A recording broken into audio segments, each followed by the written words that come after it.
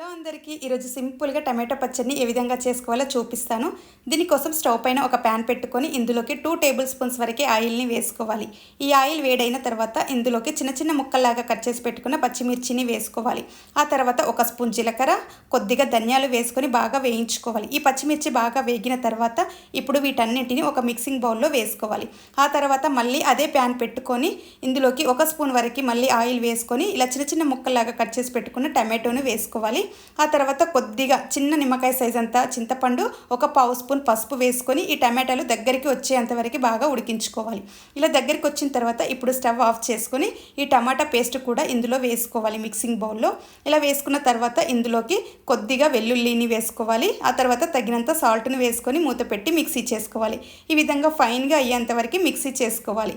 ఇంతే అండి, ఎంతో టేస్టీగా ఉండే టమాటో పచ్చడి అనేది రెడీ అయిపోతుంది. చాలా టేస్టీగా ఉంటుంది. తప్పకుండా మీరు కూడా ట్రై చేయండి.